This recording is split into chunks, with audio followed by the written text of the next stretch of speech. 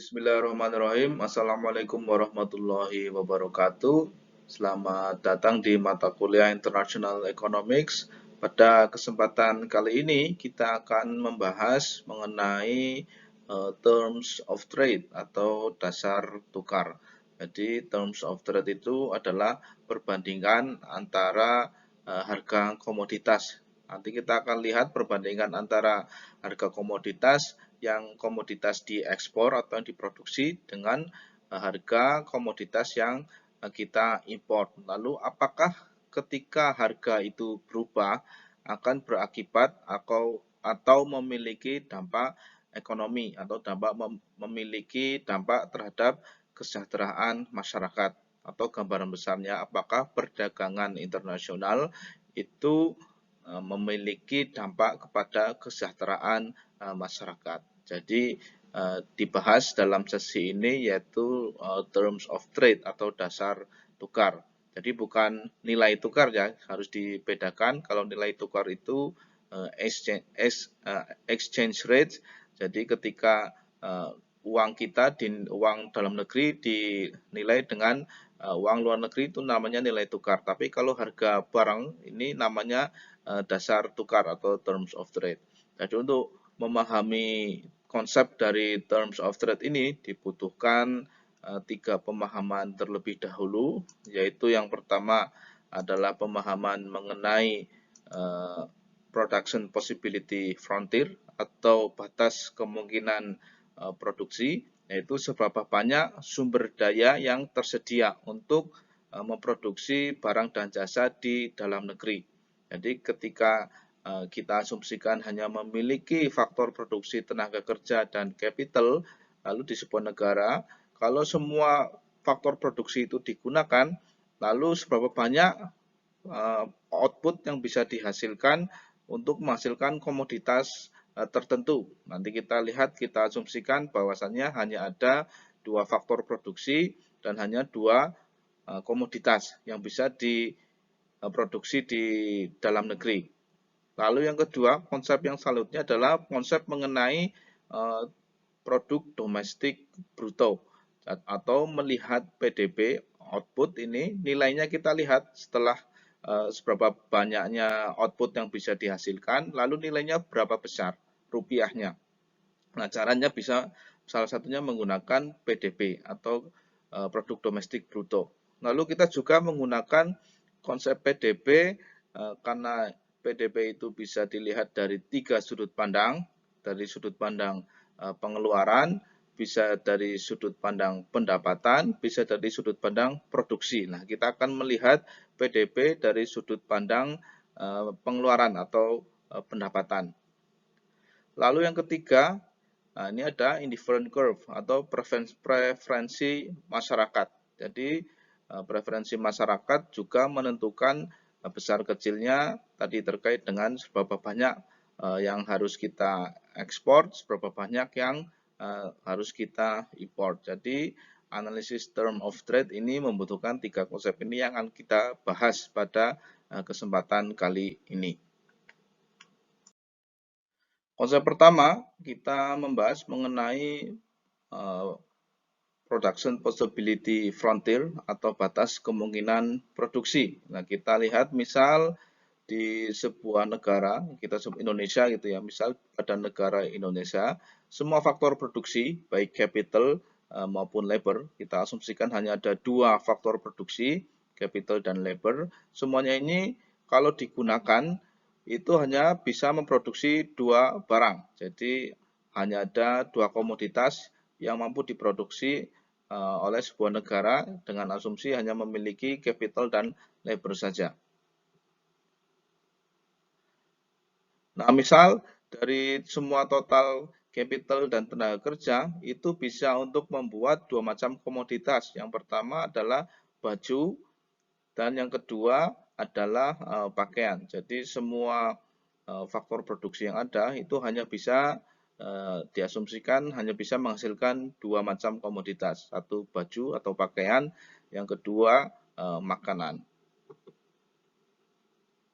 Misal masyarakat Indonesia memutuskan untuk mencurahkan semua sumber dayanya baik itu tenaga kerja dan capital hanya untuk memproduksi baju saja, maka jumlah maksimal yang dapat dihasilkan untuk menghasilkan baju itu sebanyak 15 ton baju. Nah, ini misalkan seperti itu. Jadi semua faktor produksi tenaga kerja dan capital kalau untuk memproduksi baju saja hanya bisa mendapatkan 15 ton baju. Tentu makanannya nol karena semuanya digunakan untuk menghasilkan baju atau pakaian.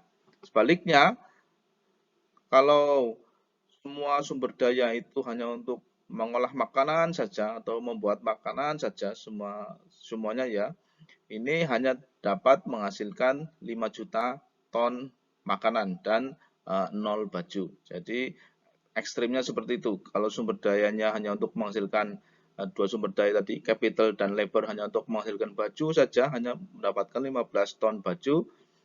Lalu kalau hanya untuk makanan saja hanya dapat menghasilkan 5 juta ton makanan.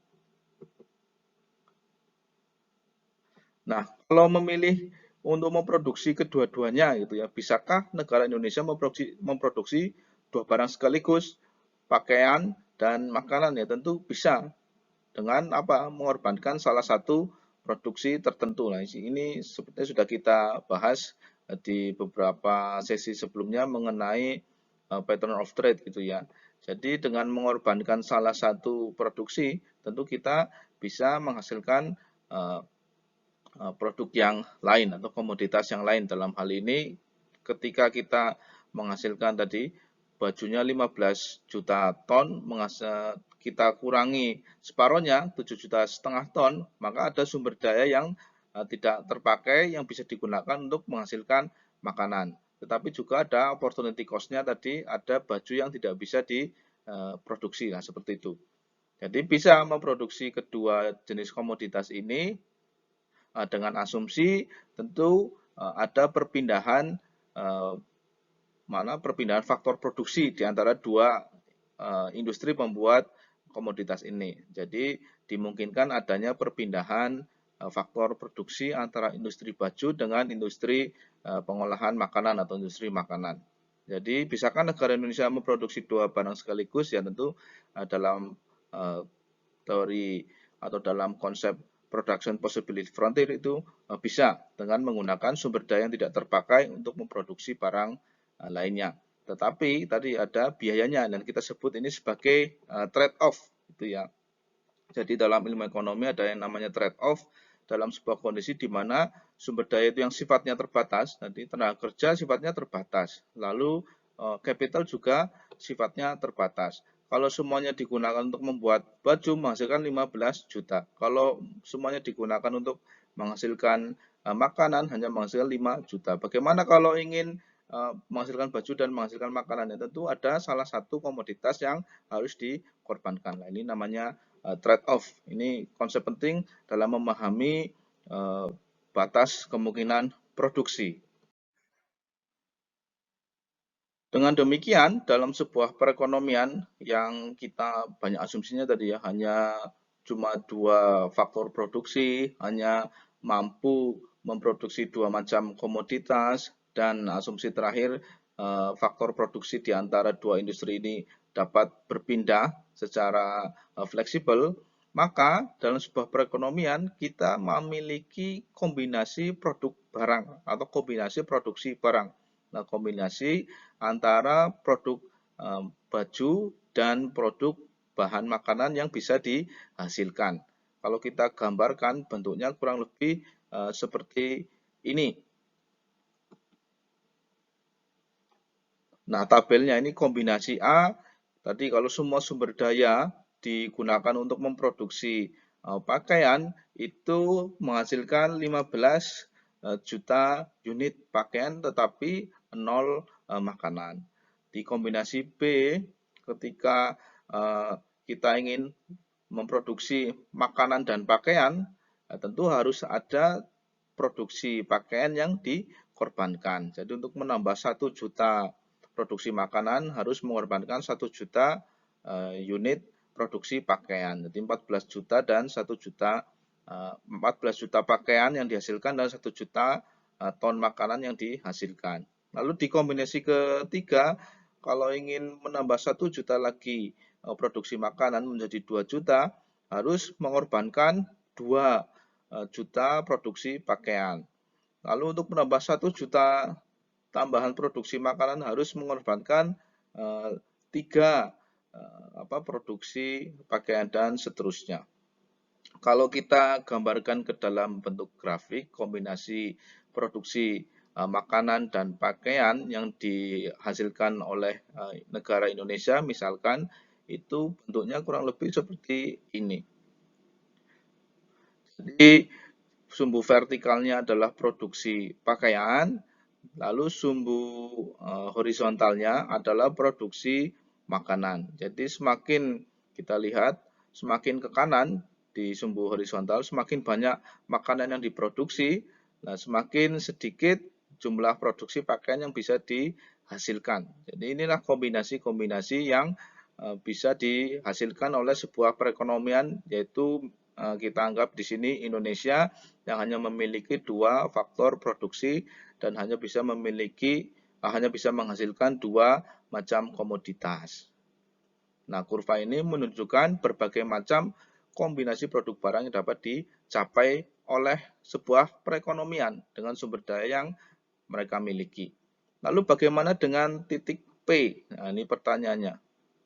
Nah, di titik P ini ketika kita ambil ke sumbu vertikal itu kurang lebih 5 produksi pakaian, dan kita tarik ke bawah ke sumbu horizontal itu kurang lebih 1,5 juta produksi makanan gitu ya di titik P. Jadi 1,5 juta produksi makanan dengan 5 produksi pakaian.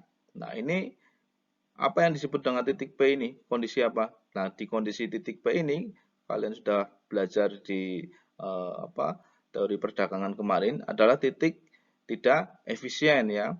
Kenapa? Karena di titik P ini produksi pakaiannya sebesar 5 juta. Seharusnya kalau produksi pakaian 5 juta, sumber dayanya yang digunakan untuk memproduksi pakaian 5 juta itu ada sisa sumber daya atau faktor produksi yang bisa digunakan untuk memproduksi makanan. Sebanyak berapa seharusnya kalau di tabel? Kalau produksi pakaiannya 5 juta, seharusnya produksi makanannya sebanyak 4 juta. Tetapi di titik P hanya bisa menghasilkan produk makanan kurang lebih 1,5 juta. Berarti ada faktor produksi yang tidak digunakan secara efisien atau faktor produksinya tidak efisien. Di titik P berarti kalau perekonomian itu berada di bawah garis PPF gitu ya, Production Possibility Frontier, maka tidak efisien atau ada sumber daya yang tidak digunakan. Nah, sekarang bagaimana dengan di titik Q? Nah, kita sudah pelajari juga di titik Q ini adalah titik yang tidak bisa dicapai oleh sebuah perekonomian, mencapai misalkan 11 juta produksi pakaian dengan 4 juta setengah produksi makanan. Nah, tentu ini tidak bisa dihasilkan oleh sumber daya yang ada di negara Indonesia, misalkan seperti itu.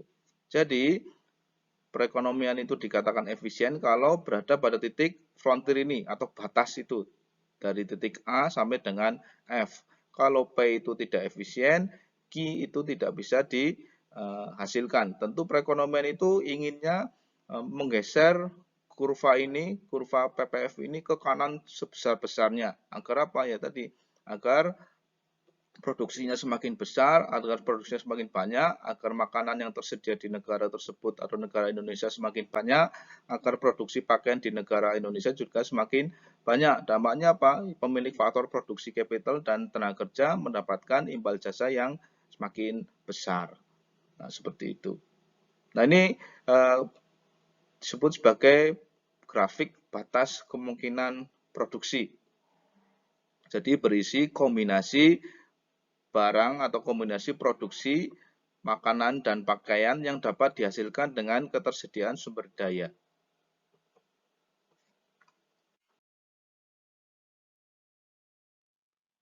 Konsep kedua adalah konsep bagaimana kita mengukur output yang dihasilkan oleh sebuah negara. Tadi kita asumsinya, saya ulangi lagi, hanya ada 2 faktor produksi, hanya ada 2 komoditas sebuah negara, Lalu faktor produksi di antara komoditas satu dan komoditas lainnya bisa berpindah atau fleksibel. Lalu setelah memiliki berbagai macam kombinasi barang dari A sampai F yang bisa dihasilkan dengan sumber daya yang tersedia, capital dan labor, lalu kita nilai harga atau nilainya berapa. Nah, tentu tergantung harga barang komoditasnya. Nanti kita lihat. Nah, misalkan kita memiliki kombinasi yang sama tadi ya, kombinasi output yang dihasilkan perekonomian itu seperti ini. Tadi di PPF dari A sampai F ada produksi makanan di berbagai macam titik dan produksi pakaian juga di berbagai macam titik. Ketika kombinasi A misalkan produksi makanan 0 dan produksi pakaian 15 juta unit, itu nilainya nilai 15 juta unit yang tersedia itu berapa? Kalau PPF itu hanya menyajikan satuannya unit 15 juta unit. Tapi kalau PDB kita ingin mengetahui seberapa besarnya rupiahnya gitu ya. Tentu yang harus kita ketahui adalah harganya. Nah, untuk produksi makanan berapa sih harga yang dihasilkan berapa sih nilai makanan pada berbagai macam tingkat kombinasi ini. Misalkan ketika produksi makanan itu di titik A atau kombinasi A, yaitu produksi makanan 0 juta rupiah, harga makanan P1, maka total nilai makanan ya tentu 0 kali P1 atau 0 rupiah. Lalu ketika produksi makanan itu 1 juta ton dan harganya PF, tentu total nilai makanan yang dihasilkan adalah 1 kali PF dan seterusnya. Jadi untuk mengetahui nilai produksi itu dikalikan dengan harganya. Pun sama dengan nilai produksi pakaian 15 juta dikalikan harga pakaian berapa rupiah, nanti kita akan mengetahui total nilai komoditas pakaian. Nah, PDB ini menghitung total nilai keseluruhan barang yang dihasilkan, baik itu produksi makanan atau produksi pakaian. Jadi kita menambahkan berapa total nilai makanan, berapa total nilai pakaian di berbagai macam kombinasi produksi dari A sampai F. Nah, kemungkinan kita memiliki hasil seperti ini.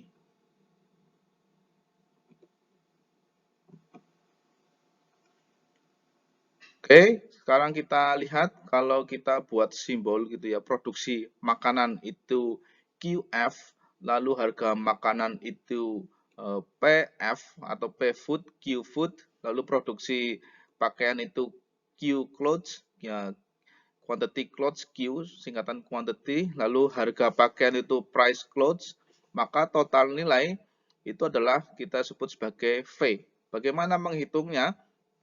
Ya, kita buat simbol-simbol seperti ini agar kita mudah menganalisisnya. Jadi QF dikalikan PF itu kita akan dapatkan total nilai makanan. Lalu QC dikalikan PC kita akan mendapatkan total nilai pakaian. Jikalau kita tambahkan antara QF dengan PF, harga makanan dengan kuantitas yang dihasilkan, makanan, lalu dan PC harga pakaian dengan produksi pakaian, maka kita akan mendapatkan total nilai output. Nah, ini simbolisasi saja.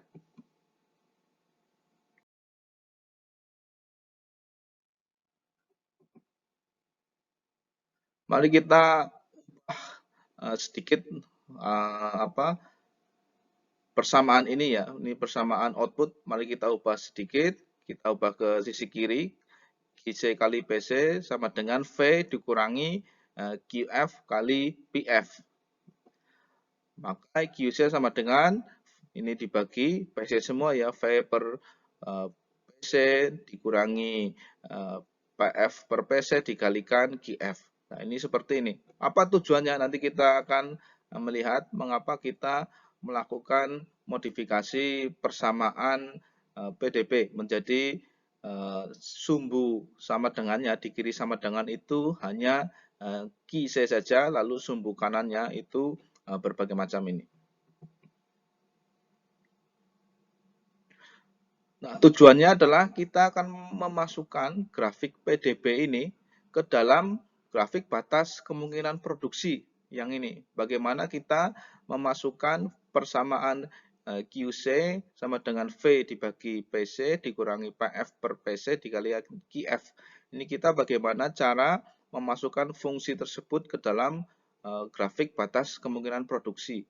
Tujuannya apa? Tujuannya agar kita bisa melakukan analisis secara bersama-sama.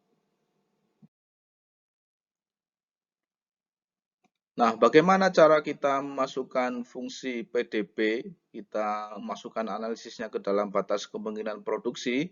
Yang pertama, kita harus mengubah atau memodifikasi persamaan PDB tadi.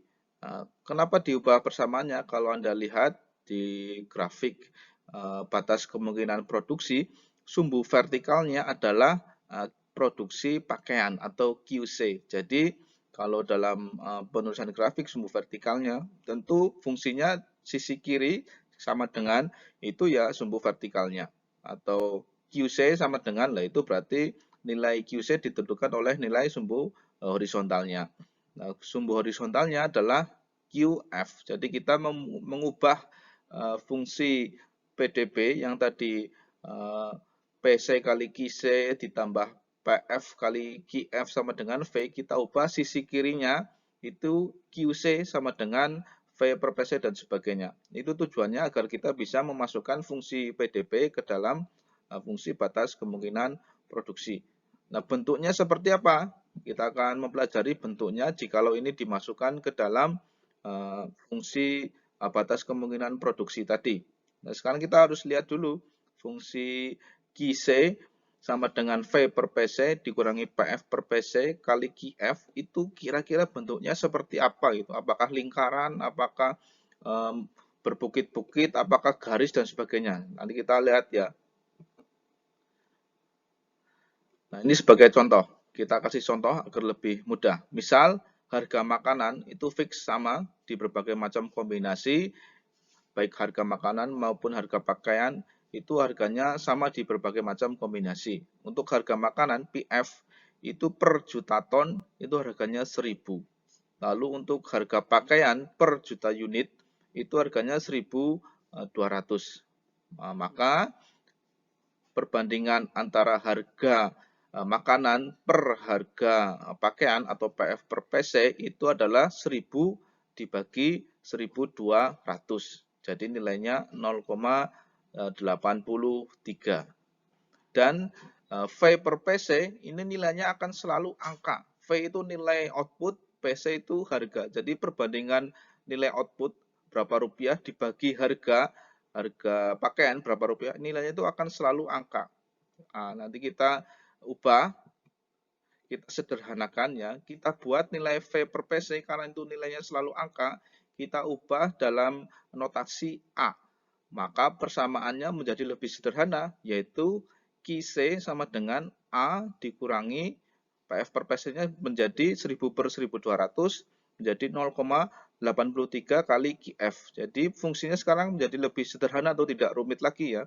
QC sama dengan A dikurangi 0,83 QF. Apa artinya? A adalah konstanta dan 0,83 adalah slope atau kemiringan dan angka negatif menunjukkan kemiringan dari sisi kiri ke kanan bawah. Nah, ini mungkin Anda pernah melihat fungsi seperti ini identik dengan fungsi permintaan. Jadi kalau fungsi permintaan itu QD, jumlah barang yang diminta, sama dengan A minus 0, sekian P. Jadi semakin tinggi harga, itu semakin rendah jumlah barang yang diminta. Pun ini sama, semakin tinggi jumlah barang yang diproduksi QF, jumlah produksi makanan tentu semakin kecil jumlah produksi pakaian. Karena tadi ada trade-off kan. Nah, sekarang problemnya bagaimana kita mengetahui bentuk fungsi gambarnya itu ya. Dari fungsi QC sama dengan A dikurangi 0,83. Nah, ini gambarnya itu seperti apa? Nah, gambarnya seperti ini. Berbentuk garis lurus. Jadi kurva fungsi QC sama dengan A minus 0,83 adalah bentuknya seperti ini kurang lebihnya. dengan garis kemiringan atau slope yaitu 0,83. Nah, kenapa minus? Karena bergerak dari kiri atas ke kanan bawah, bentuknya seperti ini. Nah, ini slope-nya 0,83. Nah, slope ini dipengaruhi oleh besar kecilnya perbandingan antara harga komoditas, yaitu harga komoditas PF dibagi komoditas PC. Ketika harga PF itu semakin tinggi relatif terhadap harga makanan, maka slope-nya juga berubah. Misalkan harga PF itu naik 2 kali lipat gitu ya. Harga makanan naik 2 kali lipat, maka fungsinya juga bentuk grafiknya itu berubah. Misalkan ini dari 0,83, lalu harga relatif makanan terhadap harga pakaian berubah menjadi 0,93. Slope-nya berubah, kurvanya berrotasi ke kanan. Pun juga sama, kalau harga relatif makanan itu semakin murah, maka slope-nya juga berubah, kemiringannya berubah. Jadi yang dimaksud slope itu kemiringannya ya. Jadi semakin apa nih kita sebut datar gitu ya. Jadi semakin rendah harga relatif makanan PF per PC, maka bentuk garisnya pun mendekati datar seperti ini. Misalkan ini dari 0,83 berubah menjadi 0,23. Menjadi slope-nya semakin datar. Jadi seperti itu, fungsi QC sama dengan A minus 0,83 QF. Satu adalah fungsinya berbentuk garis. Nah, berbentuk garis karena slope-nya itu negatif, berarti garisnya dari kiri atas ke kanan bawah. Lalu besar kecilnya slope ini tergantung dari besar kecilnya harga relatif makanan terhadap harga relatif pakaian dalam contoh ini, atau harga relatif komoditas. Ketika harga relatifnya semakin tinggi, itu slope-nya semakin miring atau hampir tegak gitu ya. Kalau harga relatif makanan itu semakin kecil, semakin murah, maka slope-nya menjadi relatif semakin mendatar. Intinya itu. Nah, kembali lagi ke pertanyaan sebelumnya, bagaimana kita memasukkan fungsi PDB yang sudah dimodifikasi ini ke dalam batas kemungkinan produksi. Dengan demikian kita sudah memiliki gambarannya ya. Kita mau memasukkan fungsi PDB ini, grafik PDB, ke dalam fungsi atau grafik batas kemungkinan produksi. Lalu bentuknya adalah kurang lebih seperti ini kan, menjadi garis gitu. Lalu di mana sebuah perekonomian akan memilih untuk berproduksi. Nah, tentu tadi dalam pemahaman atau konsep batas kemungkinan produksi, ketika berproduksi di bawah garis A, B, C, D sampai F itu dikatakan tidak efisien. Tetapi kalau berproduksi di atas garis atau melebihi garis A, B, C, D, E, F itu tidak mampu diproduksi karena sumber daya tidak ada. Lalu di mana sebuah perekonomian akan berproduksi? Ya tentu di batas garis ABCDF ini, di garis ABCDF ini. Nah, dengan demikian garis PDB pun berada pada atau bersinggungan pada garis possibility frontier tadi. Nah, besar kecilnya yang dipilih, kombinasi dari A sampai F yang dipilih yang mana? Tadi tergantung dari slope-nya.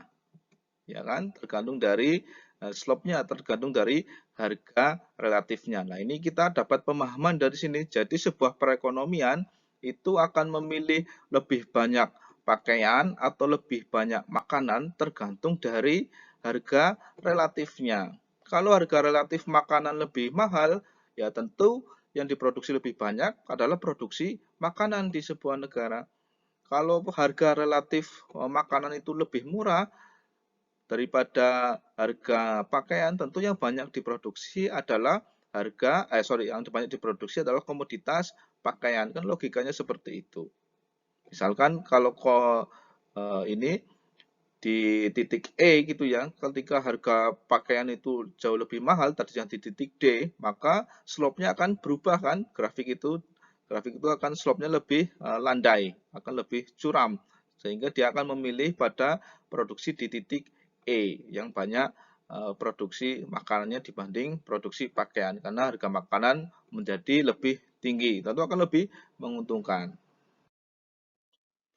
Konsep ketiga adalah mengenai preferensi masyarakat. Kita anggap individu di Indonesia ini preferensinya sama gitu ya. Jadi kita bisa melakukan generalisasi pada ya, aslinya gitu ya. Preferensi itu ya preferensi individu. Tapi kita anggap preferensi individu yang ada di masyarakat Indonesia sama sehingga kita bisa melakukan generalisasi.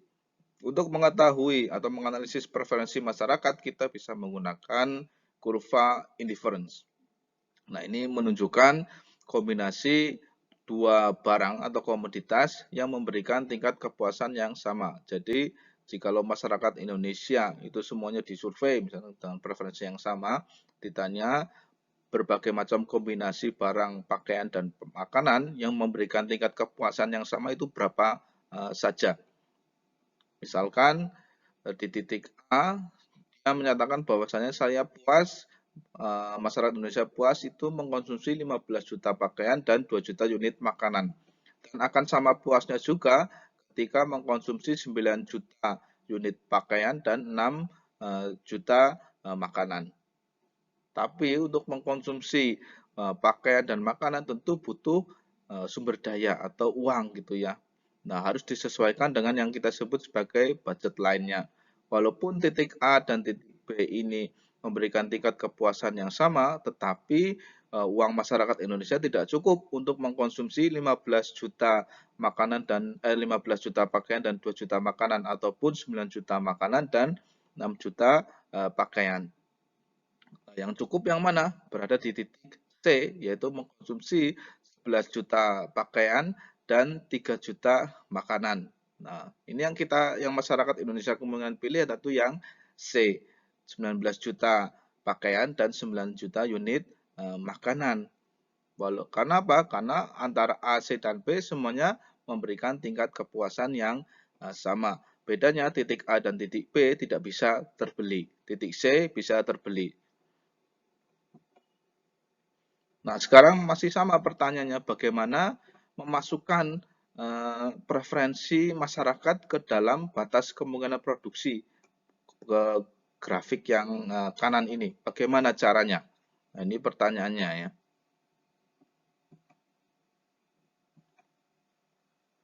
Nah, bagaimana dalam analisis makroekonomi, nanti coba Anda lihat kembali, dalam makroekonomi itu PDB itu bisa dilihat dari 3 pendekatan. Ada pendekatan nilai output, nilai terakhir barang dan jasa yang dihasilkan, lalu nilai pengeluaran, lalu nilai pendapatan. Nah, budget line itu sama dengan, karena ini adalah nilai jumlah pendapatan yang dimiliki oleh masyarakat Indonesia secara keseluruhan, itu juga nilainya sama dengan nilai output yang dihasilkan oleh masyarakat gitu ya. Kenapa? Karena nilai output yang dihasilkan masyarakat itu akan kembali lagi kepada masyarakat dalam bentuk pemberian atau imbal jasa dari pemilikan faktor-faktor produksi. Nah, kepemilikan faktor produksi misalkan hanya ada 2 tadi, jumlah output yang dihasilkan atau nilai output yang dihasilkan misalkan V itu 8 juta dibagi ke para pemilik faktor produksi. 8 juta itu misalkan separuh 4 juta itu untuk para pemilik faktor produksi tenaga kerja dalam bentuk upah, lalu separuhnya untuk para pemilik faktor produksi capital, nah 4 juta 4 juta, lalu semua namanya nilai pendapatan, lalu semuanya 4 juta yang dalam bentuk gaji itu dibelanjakan dalam bentuk konsumsi, misalkan dalam bentuk investasi, lalu yang pemilik capital pun sama, membelanjakannya dalam bentuk konsumsi dan investasi, itu namanya nilai pengeluaran. Jadi secara teoritis nilai output perekonomian itu sama dengan nilai pengeluaran perekonomian sama dengan nilai pendapatan para pemilik faktor produksi. Nah, berarti budget line itu kan nilai pendapatan yang dimiliki oleh masyarakat Indonesia. Nah, nilainya itu sama dengan grafik PDB yang warnanya hijau tadi. Nah, dengan demikian kita memasukkan preferensi masyarakat, ya tinggal menambah kurva indifferent curve tadi yang bersinggungan dengan grafik hijau yang di mana antara budget line dengan PDB itu, budget line masyarakat, ini adalah nilai pendapatan, itu identik dengan nilai output. Sehingga kita memasukkan kurva indifference curve-nya ya di yang tepat bersinggungan dengan grafik warna hijau ini. Nah, kita sudah memasukkan 3 konsep dalam satu grafik. Yang pertama konsep batas kemungkinan produksi, yang kedua mengenai output, nilai output atau total pengeluaran atau total pendapatan, yang ketiga adalah preferensi masyarakat. Bagaimana kita melihat analisis ketiga konsep ini dalam perdagangan internasional. Nah, itu tujuan kita di sana. Pada titik E, nah tadi ya, output yang dihasilkan itu mengikuti harga relatif. Kalau harga relatif komoditas tertentu mahal, ya berproduksi pada komoditas yang harganya mahal itu. Nah, misalkan ini kita berproduksi pada titik E, karena memang slope-nya memilih kepada titik E. Nah, titik E ini slope-nya tadi karena harga relatif, misalkan dari yang harga relatif makanan menjadi lebih mahal, maka lebih landai perekonomian akan memilih titik E, misalkan seperti itu, memproduksi makanan. Berapa banyak yang diproduksi pada titik E? Makanannya diproduksi 4 juta ton makanan dan 5 juta unit pakaian.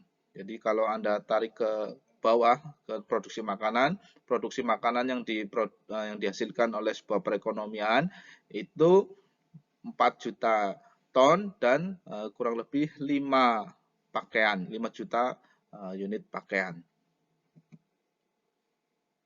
Lalu yang diinginkan oleh masyarakat, kita lihat preferensinya.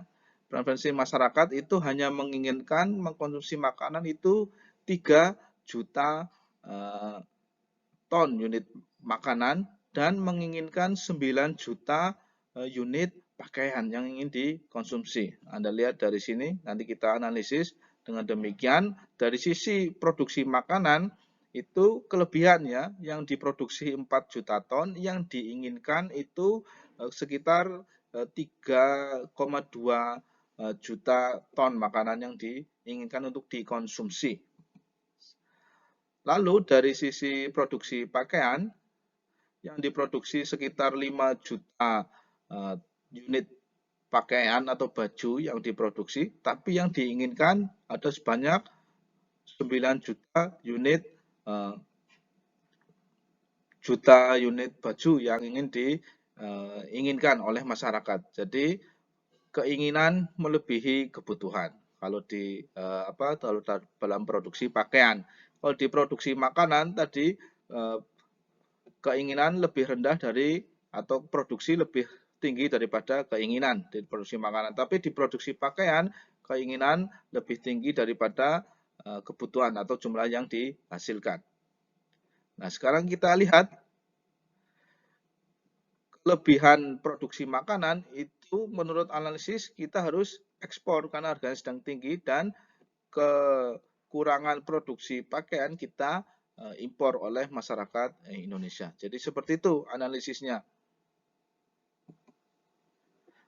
Nah, dengan demikian, apa sih yang menentukan seberapa banyaknya kita ekspor dan seberapa banyaknya kita impor adalah salah satunya terms of trade, yaitu harga relatif komoditas. Ketika harga relatif komoditas itu menjadi semakin mahal, dalam hal ini harga relatif produksi makanan itu harga relatif makanan itu mahal dibandingkan dengan harga pakaian, maka perekonomian akan mengalihkan produksinya kepada produksi makanan, mengakibatkan jumlahnya mungkin lebih besar daripada yang dibutuhkan.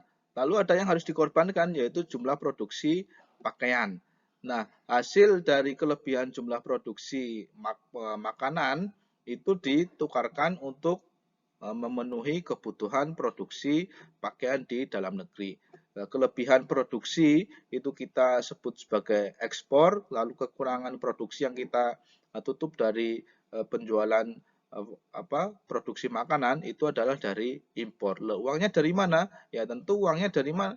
Dari ketika produksinya bertambah, produksi makanan bertambah gitu dari titik D ke titik E, tentu tenaga kerjanya banyak diserap. Ketika tenaga kerja banyak diserap dan harga jualnya menjadi semakin tinggi, masyarakat memiliki pendapatan dari kepemilikan faktor produksi berupa upah dan bunga, misalkan karena hanya ada dua. Nah, dari pendapatan itu dia memenuhi kebutuhan yang tidak bisa dihasilkan di dalam negeri, yaitu kebutuhan pakaiannya, sehingga dia melakukan impor. Jadi, term of trade itu salah satu juga menentukan berapa besarnya yang sebuah negara itu ekspor dan impor. Lalu ada lagi faktor kedua, yaitu mengenai preferensi masyarakat atau indifferent curve-nya. Ketika masyarakat seleranya lebih suka mengkonsumsi pakaian, Anda bisa misalkan bergeser dari indifferent curve ini, geser ke atas sedikit, tentu produksi keinginan masyarakat untuk memiliki pakaian dibandingkan dengan mengkonsumsi makanan jauh lebih tinggi. Atau sebaliknya, ketika indifferent curve itu bergeser ke bawah gitu, agak lebih ke bawah, masyarakat lebih prefer mengkonsumsi makanan ketimbang mengkonsumsi pakaian, ya itu juga bisa menentukan besar kecilnya ekspor dan impor sebuah masyarakat atau negara. Jadi intinya seperti itu, bahwasanya terms of trade adalah perbandingan antara harga barang yang diekspor dengan barang yang diimpor. Pada contoh ini adalah perbandingan antara harga food atau harga makanan dibandingkan dengan harga pakaian atau clothes, PF per PC. Ini menentukan slope yang warna hijau itu, grafik yang warna hijau. Jadi slope PF dan PC ini menentukan seberapa besarnya yang harus diekspor dan seberapa besarnya yang harus diimpor.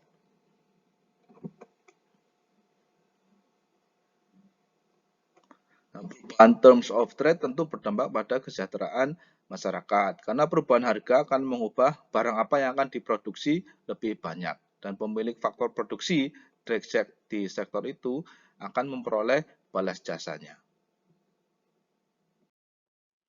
Oke, saya rasa itu semoga bermanfaat mengenai terms of trade. Saya cukup sekian. Wassalamualaikum warahmatullahi wabarakatuh.